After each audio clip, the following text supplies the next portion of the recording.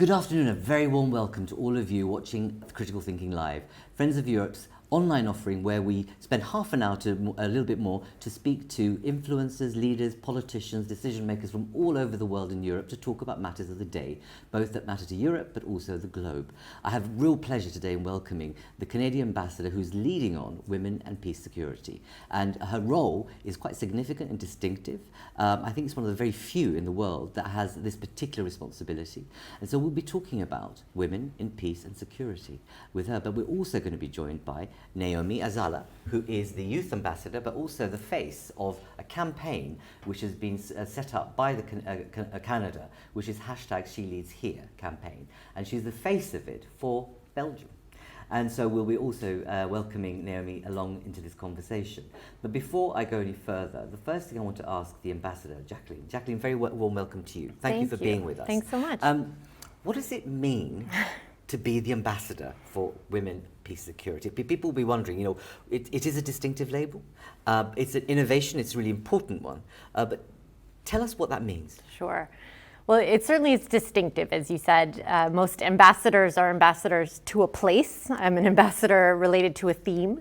And most ambassadors are based outside their home countries, and I'm actually based in Canada.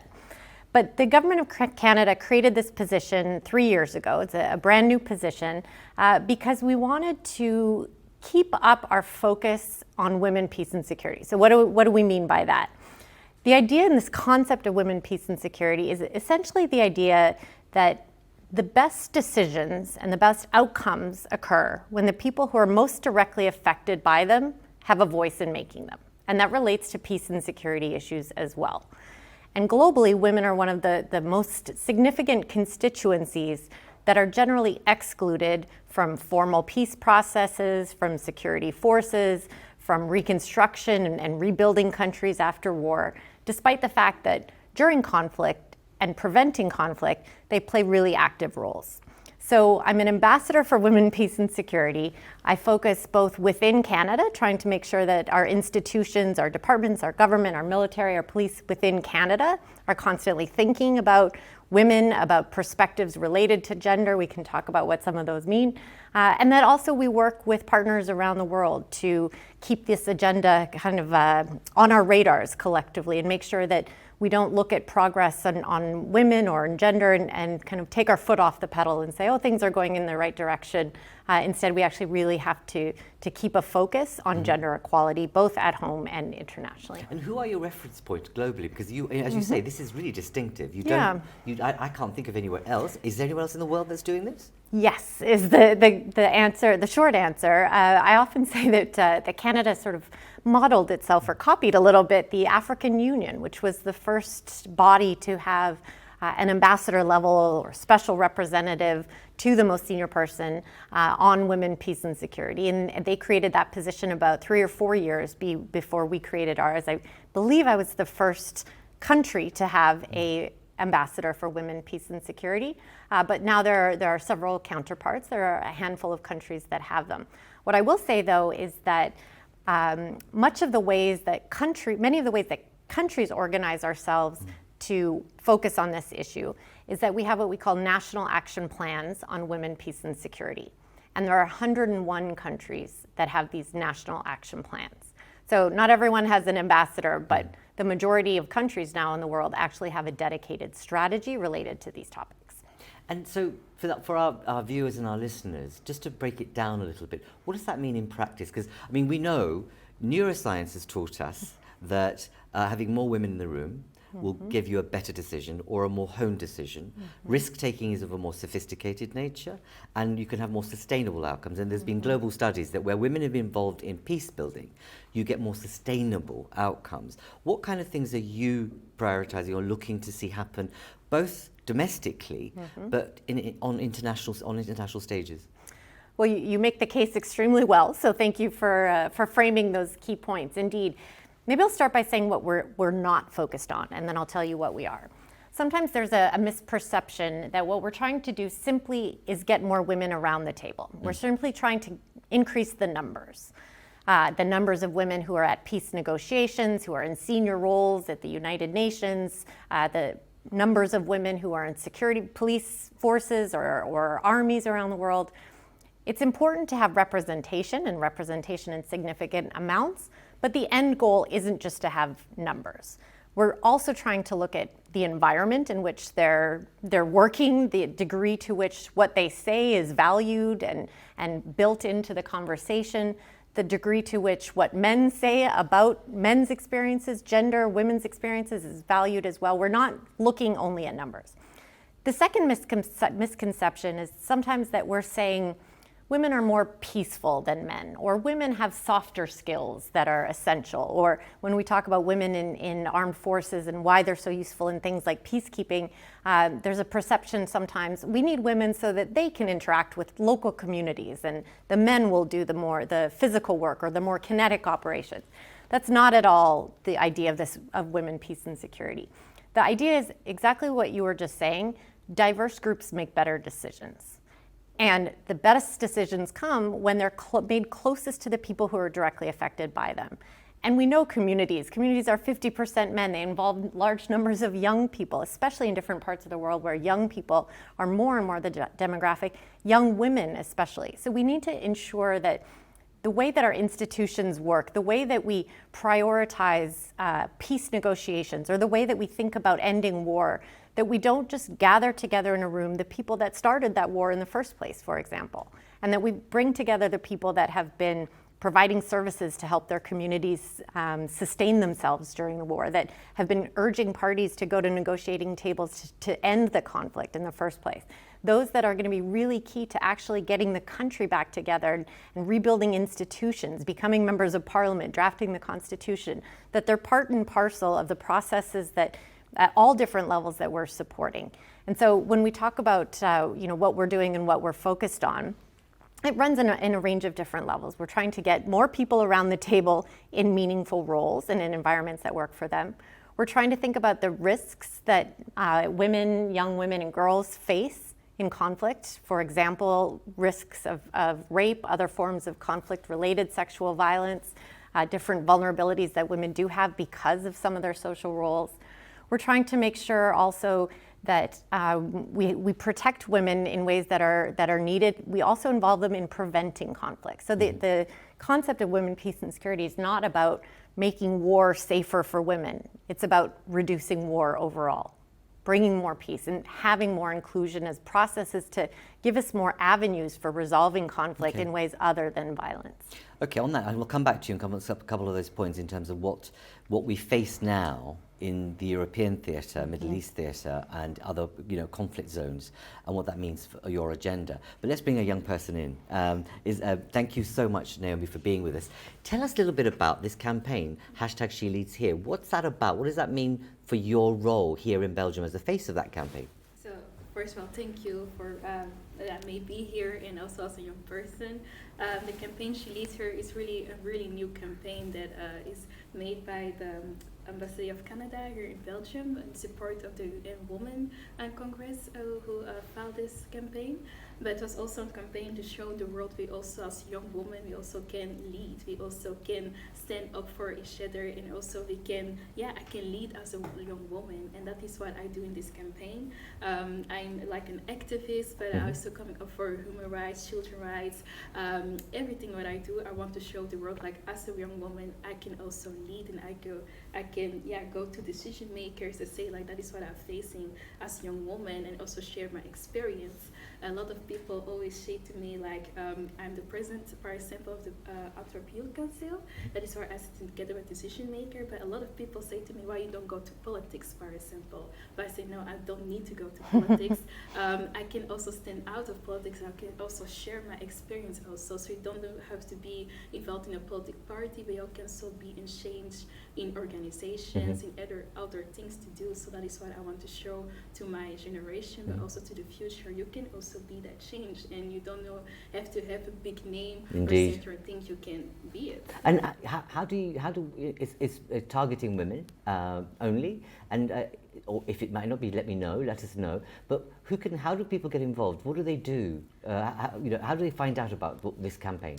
they can find it out like on social media, where I post like certain like this, I'm gonna share like what I'm doing today, but also my future things, like about my future conversations, and I can say, okay, what's Naomi going to do to politician makers, what she bring to the table, and what I certain do is only bring my experience, but also answers. But because a lot of people think like, oh, the youth are always scream, they have like a really big mouth, they don't have solutions. We have solutions, because the things that we are seeing now, like climate change, we're gonna face it, and we are facing it right now. So what we are doing, and what I try to do, is bring solutions on the table and show that we also can be change makers, and not only by the sidelines. And do you get, are there many more other women that are engaging with you in this? Yeah, like all over the world. I think there are several countries who also are with the SheLeadsHere campaign. So I'm not the only one, and it's like a beautiful thing that we can support each other, and we can be together, show the world like we can do this. Yeah. Just to add, you know, as Naomi says, this is happening around the world, and in part because Canada's been listening to a lot of young people saying, far too often we're viewed by people in governments or in these big institutions, we're viewed only through the lens of being a threat to security. So we're potential terrorists, or we're potential to get radicalized, or we're unemployed and it's a big burden for states. And there's a real need to shift the narrative to say, young people, first of all, are not just leaders of the future, they're leading right now. And we need only look at what's going on in Iran, for example, right now. It's been young women who have been taking to the streets, who've been saying, you know, we are not, this repression that we are facing in various forms is untenable, and we are going to be the ones right now saying we have to put a stop to this. This is not acceptable to us. Those are young women leading and doing that. That's not something where, you know, a number of countries got together and they said we must change this or that. This is from the streets. That's not unique. I've done a fair amount of work in Sudan. People in Sudan overthrew their dictator via peaceful means, by demonstrating over months and months peacefully to protest a military dictatorship, subsequently a military coup. Those demonstrations were led by women, and they were led by youth, often young women. And that doesn't come out in media coverage. It's not something that leads the news, leads the headlines. We talk about the Arab Spring, all kinds of things that we've heard about, but we really don't know enough, and we don't document and profile and put front and center the role that youth played in those movements for peace. And so we're really trying to shift this lens that youth are potential troublemakers to saying they have visions, they're organizing, they're important, and we need to listen to them now. And so this hashtag SheLeadsHere campaign, we have Canadian embassies all around the world who've identified young women like Naomi who are leaders in all kinds of fora. We've invited them to spend days at the embassy, come to events, you know, shadow the ambassador for a day, go to a UN meeting, go to a NATO meeting, come do a podcast.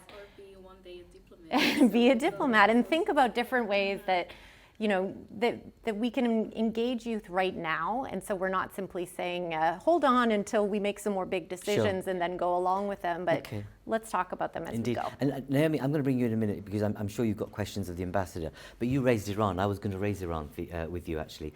Here we have a situation where, and you're quite right, it's from the street up, and actually in one of the most male-dominated regimes, it's women who are risking their lives, taking huge threats on their personal being. And we've seen the videos that have come out, which are, you know, they arrest your attention in a way to think, we've had so much social progress, and here are women being treated in the way that they are. What can you do as an ambassador, or the other ambassadors, to I suppose not only forget that this has happened and say, oh my goodness, it's so bad. Are there things you can do through your role in that regard?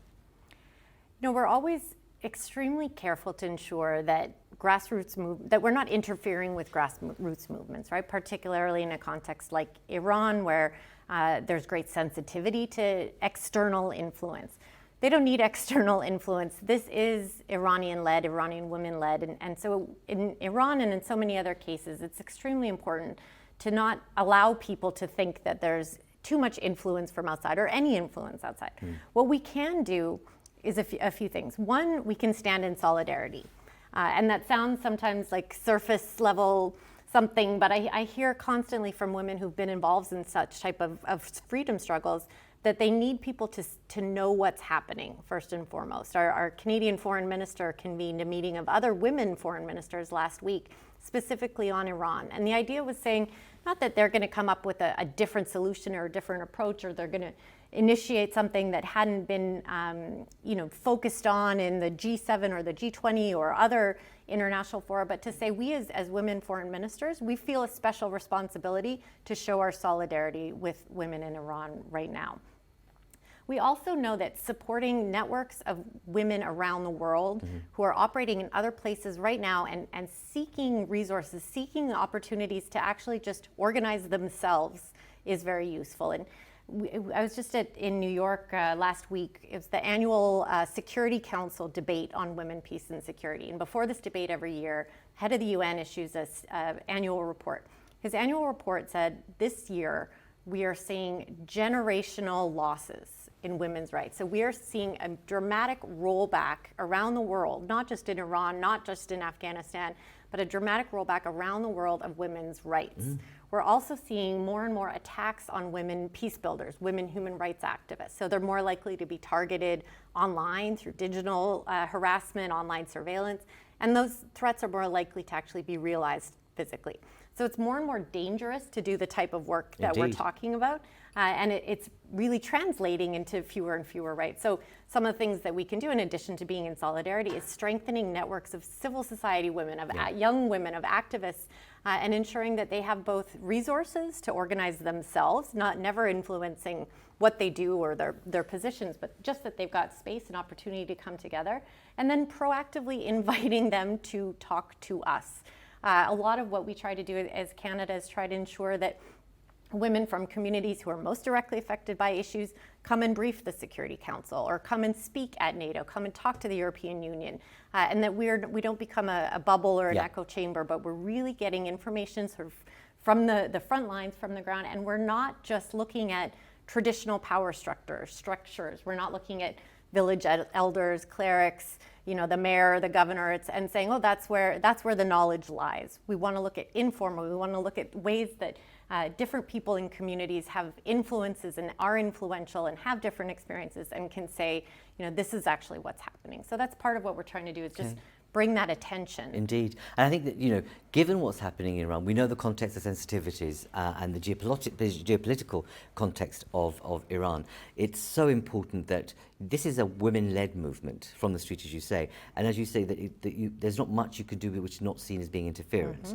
But I think the important thing you said there is that by bringing together foreign office ministers, etc., it means that the cry or the push for freedom has an echo, and I think women will be, feel a sense of the fact that actually there are people watching and listening and are not forgetting, and that's the most important thing. We hear this constantly from women in Afghanistan, for example. I mean, the last year or so in Afghanistan, many women activists use the term gender apartheid. They say we are being silenced. The Taliban is effectively trying to erase from public life one entire half of their population. They're saying women should not be leaving the home, should not be studying certain subjects even at university, let alone, girls' schools by and large for the most part are still closed. And they keep saying, we need action, we need all kinds of support, and we need to make sure that you don't forget us. Not forgetting, keep looking for this, and seeing that even if you don't see us through the lens of potential terrorist breeding ground, et cetera, that our dehumanization, attempts at dehumanizing us, is alone something that you have to call attention to. Indeed. And please do. If I can interrupt a little bit, because also as young women, we also see a lot of marches around the world, like the climate march, etc. But now it's Iran, we see young girls, they're coming into street, are my ages, they're young women who are saying up for the rights, but it's with the danger of their life, they're risking a lot of things. But what I want to say is, as an European girl, I want also to say I hear them and I also listen to them and I also want to change for them.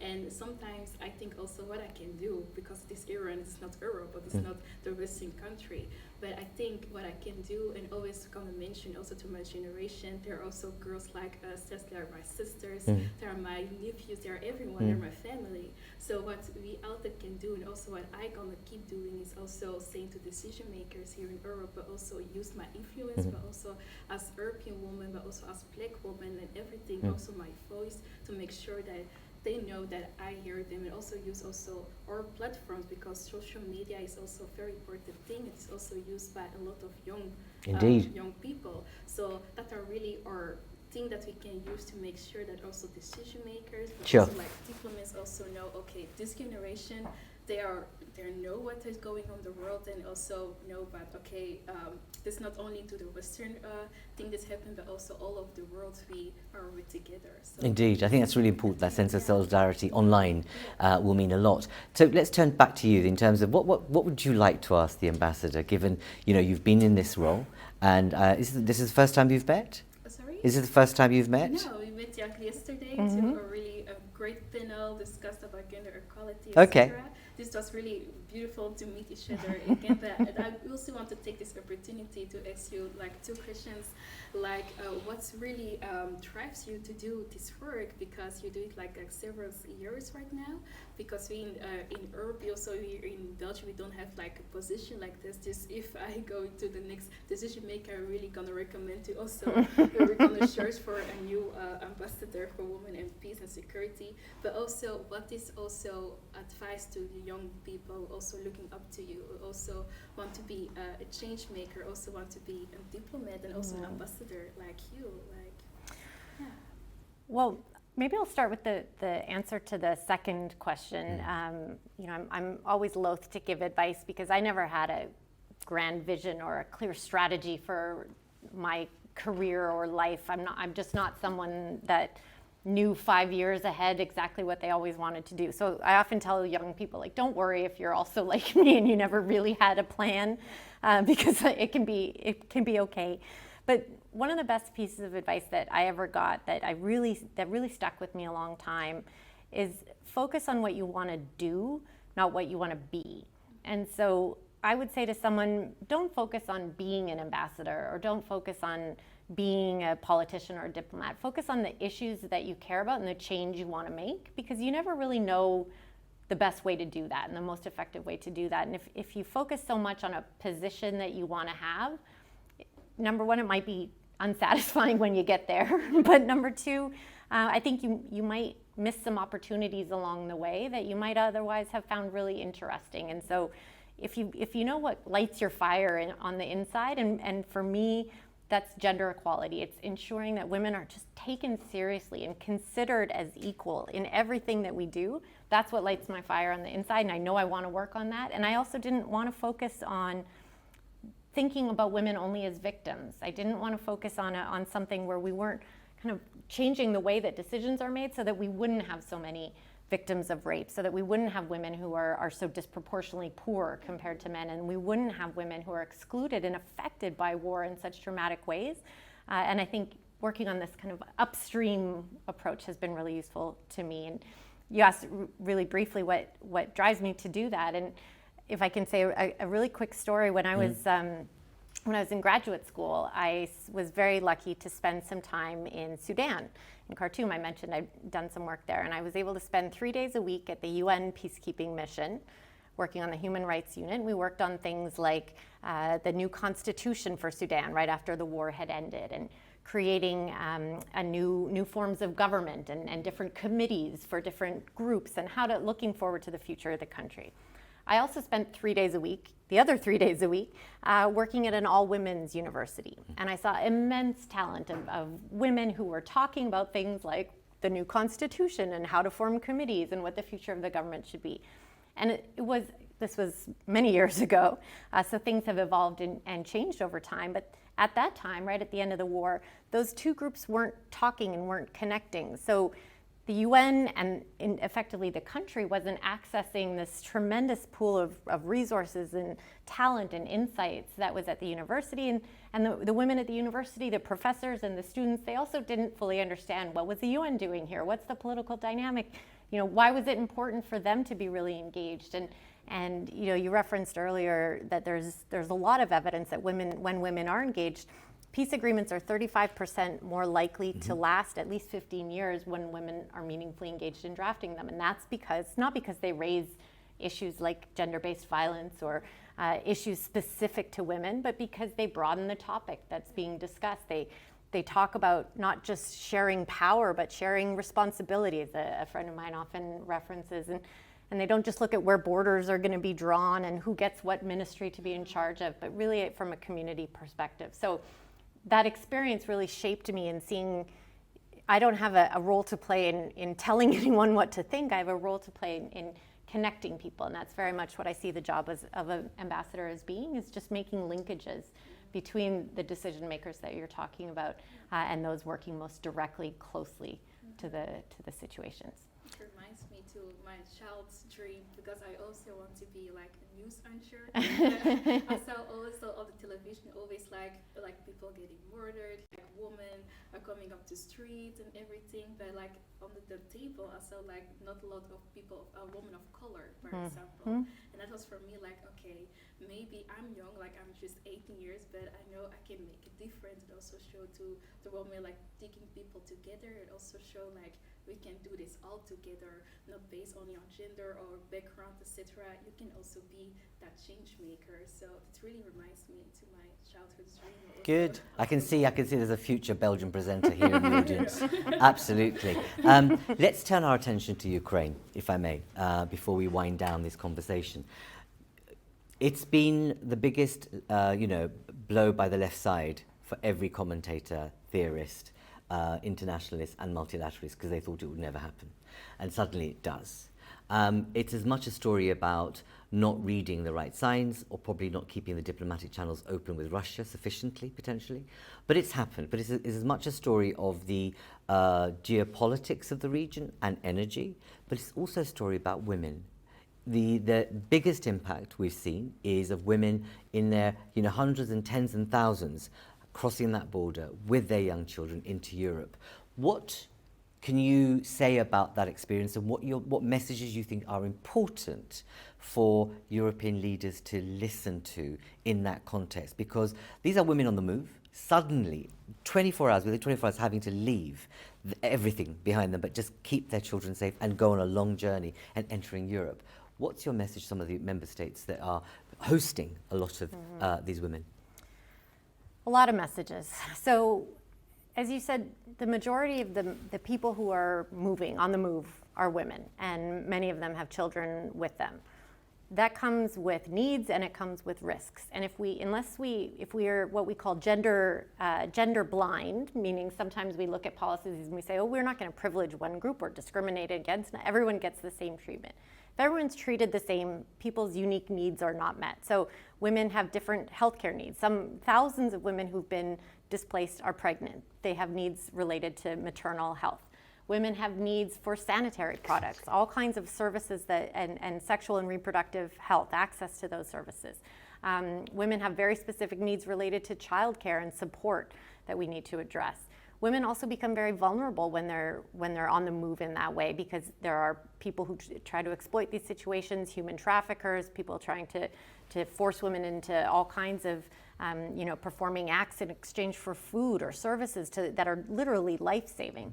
So we have to recognize both their needs and their vulnerabilities, and equally their capacities. So Europe right now has a tremendous resource of Ukrainian women who are in countries around Europe who can be both contributing to their local communities, that can be supporting resettlement of other Ukrainians, that have important political perspectives, that can be countering disinformation campaigns across Europe, all kinds of ways of thinking, not just as kind of passive recipients of a place to stay, essentially, but how do we incorporate them into our communities and economies? And if I may, there's a whole other part of this story, which is the degree to which women inside Ukraine who have stayed are mobilizing in either joining the armed forces or serving effectively as members of the armed forces, providing support to military communities and military members.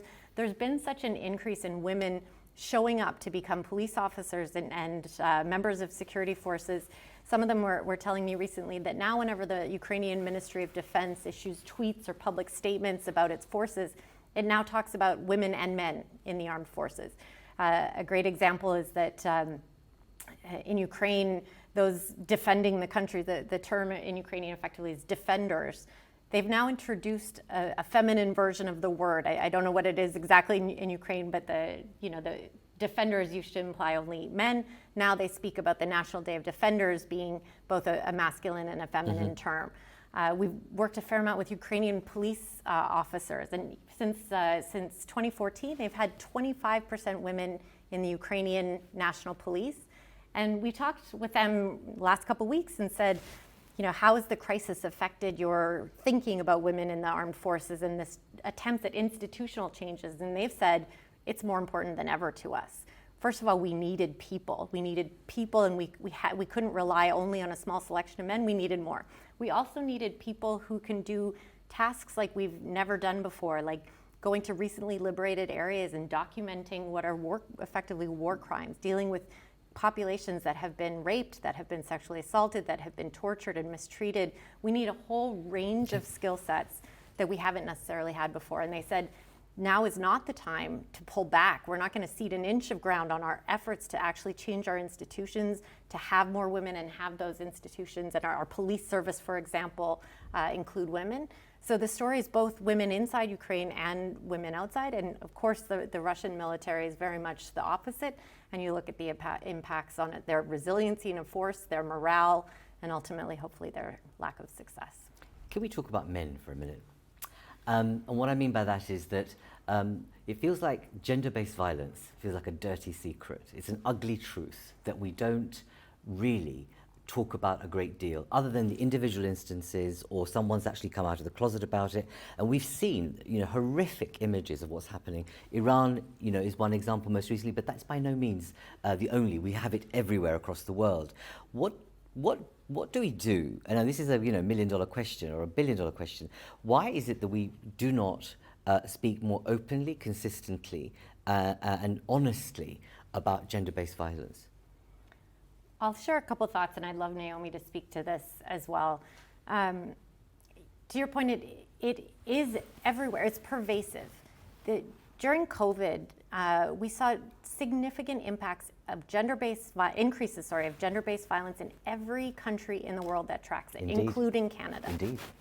So even early in the pandemic, when we realized that people were going to be staying in their home at much greater rates, we realized we had to increase funding for domestic violence shelters because home is simply not safe for many people. Stress, trauma, war increases rates of domestic violence. So it happens everywhere, exactly as you said. Some people call the increase in domestic violence that came along with COVID as the shadow pandemic. What we have to talk about is a range of things, including this concept of masculinity and concepts of masculinity. And some people are wary to talk about this. Again, we're not saying men are the problem or men need to be changed. What we need is positive ways of men being men. So we see this, for example, in our armed forces, where we've had challenges related to sexual misconduct, issues related within our forces. And part of what our leaders, our generals, many of them men, have talked about is we need to have a sense of a positive masculinity where we are not rewarding people for abusing power. We're not rewarding people for dismissing the humanity of their colleagues, whether they be LGBTQ representatives or members, whether they be racialized groups or people of color. We have to we have to reward people who treat other people with dignity and humanity. And that has to be what we value as a society, as opposed to valuing people who are sort of macho or who conquer women who are et cetera, et cetera. We have to change that nature. And I think a huge element is men who have informal authority, sports heroes, sports figures, political leaders, people that people respect, men that people respect for a whole different range of meanings. We need more to be talking about the fact that men can have feelings too, that men can be vulnerable at times, that exerting and abusing power is not a healthy thing. We need much more of that type of model. And I'll move to you, Naomi. Before I do, though, Are we not silent on, or is it too controversial to talk about parenting? Neuroscience, the other thing that we know about neuroscience is between 0 and 3, you learn a lot about your values. And between now 0 and 13, you've almost formed your value set. Isn't there a responsibility for mothers or parents to be intervening, or is it a systemic issue that we need to address? Because we don't talk about that. We feel that if it's too patronizing or it's a big state, but in reality, what a man represents later on in life, he has learned from somewhere. He's taken signs and values and she has, yeah. It's absolutely the same for both men and women. I totally agree. There's a academic in the U.S. named Dr. Valerie Hudson, and she puts forward a theory substantiated by research, but she basically says the blueprint for how you deal with conflict is laid in your brain in the home. So if you have a mother and a father, if you see your father being abusive to your mother, resolving conflict with violence towards you or to your family, if you see a lack of respect, if you see your voice being, intentionally dismissed and ignored, you see violence as a way of resolving conflict, and you also see gender imbalances and gender inequalities. So I believe very much that this blueprint is set in the home. It obviously is not determinant, and you can very much train yourself and work on different issues. But the more I do this work, the more I realize that the younger and younger we need to start addressing this issue. Mothers and fathers, schools, but also anyone with a kid knows you can only do so much when they're also they're watching cartoons, they're watching commercials, the drive to and from school, they see all kinds of images around. And I believe strongly that we have to look at the images and the role models, the messages, the language that we use. Indeed. Naomi, your take on this issue? Positive masculinity, I see it really also a big role for education. I go to school, and also a lot of young boys also go to school all around the world, and I see the education can be a big role to that, and explain okay, it is okay to have feelings as boy. It's okay to work on things how it is built to use build your power also as boy, to also mention okay, we need more women in power, etc. But also work leaders can also play a big role, but also the media can also play a big role in everything. So I see both way, but I see the education can be a really good thing, because there are a lot of parents who are also growing up with education, also men's grow up with education. It's not okay as a boy to cry, for example, but I think if we are now on the time where everything we accept things feelings, etc., and education can be really key to our society to learn with your feeling, but also to learn what if you're later in power or in charge in your company, for example, if you're going to work with women, what you can do to show your positive masculinity, to show okay, it is okay as a boy, use your power as men, because I believe men have a lot of power, but they can use it on positive manners. And I believe it can start with education, because education, there is everything where it starts. So as a young woman, I see education to a key. Sure. Isn't there an element here that, everyone plays the game, peer pressure is hugely impactful, and that, gender roles get played out in the playground and in the street. So women don't want to see a feminine boy crying, and they'll say, well, no, don't, that's not a man. And, similarly, it's about, women, if she's not loose, she's not worth it. Those kind of stereotypes. And actually there's a responsibility within the younger generation to be able to actually deconstruct some of that, or challenge it, or call it out. Yeah, I see both ways, yeah. Because we're living really in a time where we see okay, we accept a lot of things, and it's not to make each other hurt, we have to lift each other up, and also in feelings, we also in everything that we do, it's okay to be felt, it's okay to have stress, it's okay to have maybe outward sample, because you're working a lot of things, you have to your feelings are so important, and also in power. And if you as ambassador, I think also to share your feelings on thoughts and everything. So I believe it is on both sides, and the generation or now we are seeing it and we are accepting things more, but I believe it starts in education. Yeah, I totally agree. I'm sure a lot of people will listen to you and agree with your point. I want to kind of wrap this up, and I want to move to foreign policy, if I may, and also the EU as an institution. Sweden recently abandoned its feminist foreign policy framework, thinking, no, we don't want that anymore. We know that you as a country and others have led on feminist foreign policy. From your perspective, right, because you know that a lot of the guys with the boots on the ground will think feminist foreign policy is just like gaga, and it's like nonsense, and it's like, feminism has gone too far. Explain to us why it's important to have a feminist foreign policy perspective. Feminist is such a loaded word everywhere in the world. We call it the F word sometimes because for people it just has different associations. What we mean when we say we have a feminist foreign policy is that we're not, again, it's not just trying to get more women in different positions or get more women to have more economic opportunities. It's really looking at power and power imbalances and ways that our institutions, our societies, our systems reinforce or create differences in power that get abused. And so we're really looking at equality for men and women. Feminism is not about women. It's about freeing men and women from oppressive constructs that put them in boxes and that sometimes result in the distribution of power in communities in whatever shape or form that is, that are unfair. So it relates very much to our conversation about men's roles. And so the reason we have a feminist foreign policy is we're not saying that it's something that we're doing for women and that women in our foreign ministries need to think about it. It's about saying Canada wants to look at removing barriers that women have, that marginalized groups have, that racialized communities have, that young people have, that to have an influence over their own lives and structural barriers. We need to look at reasons why we have so much oppression in the world and to change that. And that ultimately is foreign policy because it reduces violent conflict. It reduces the type of inequality that can lead to things like climate change, hurricanes, floods, disasters, having a disproportionate impact on poor people. The way that Canada relates to the rest of the world is not about perpetuating those inequalities because we're not paying attention, but really trying to support people in countries around the world to actually to improve equality overall in their countries. And sometimes the label is a problem because Indeed. it prevents people from understanding what it is and understanding the benefits of it. But ultimately, we're practicing abroad what we actually are seeking also at home. So we've had for years feminist movements in Canada Sure. and in different parts of Europe who've done things like saying, if you're born in Canada, for example, when you're looking internally, you have the same rights as any other person who was born here.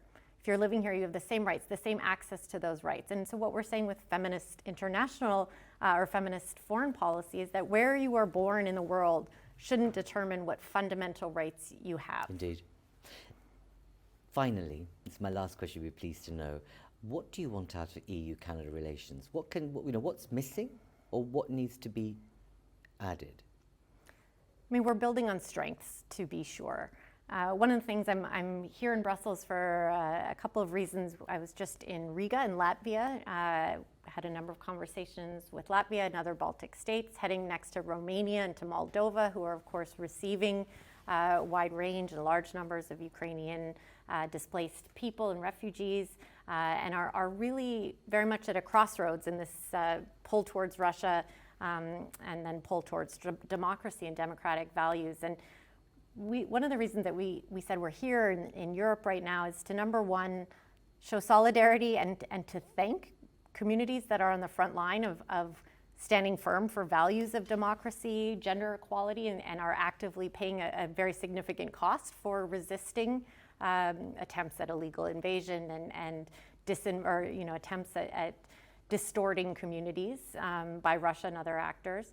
And also to really strengthen our own alliances, because we talked earlier about attacks on women's rights, about concerted efforts to suppress community voices in civil society, more digital surveillance, a real growth of authoritarianism.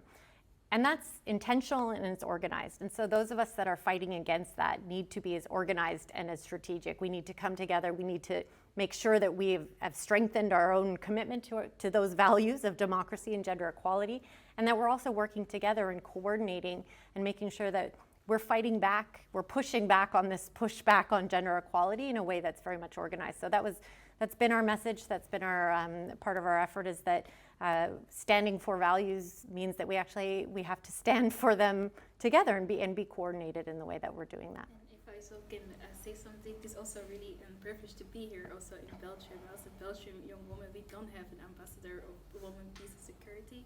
But I think it's also a great message to also say it's so important that everyone around the world can have like a position like this, because we also like see it in Belgian political parties who also try to make sure like on the list, if it's the elections, that there are also more women also can be elected. Indeed. And also can be in government, because here in Belgium we have like more women in governments than men. That's also a really positive thing.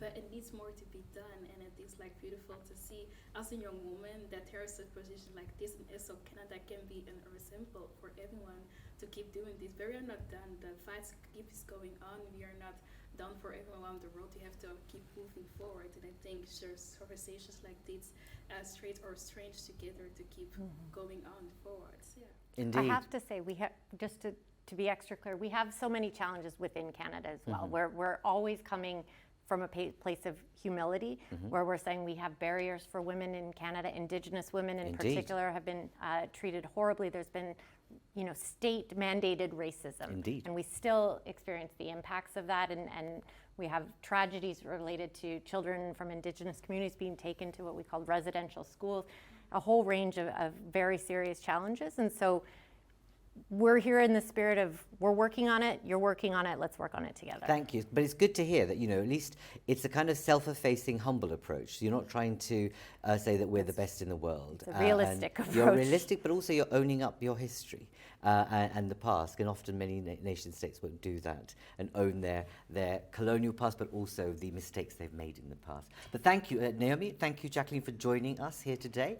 This conversation comes to an end, but it's an important one that will continue, especially at Friends of Europe. This is just one in many, in a series that we're going to launch next year on women, peace and security. It will be the theme and focus of our peace, security, defence work in 2023, and we're looking forward to engaging the ambassador and many others like her across the world, because we're going to be setting up a very specific Women's Thought Leadership Network on the issue, and all of our work in our summit next year will be dedicated to the role of women in peace and security. So thank you for listening and watching. Thank you for our contributors for giving a very honest appraisal and a very interesting and provocative, thoughtful and stimulating discussion. I hope you think so too.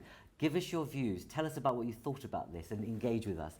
Keep an eye on our website for our next editions of Critical Thinking Live, and thank you for joining us. And take care and mind your distance. Take care. Bye-bye.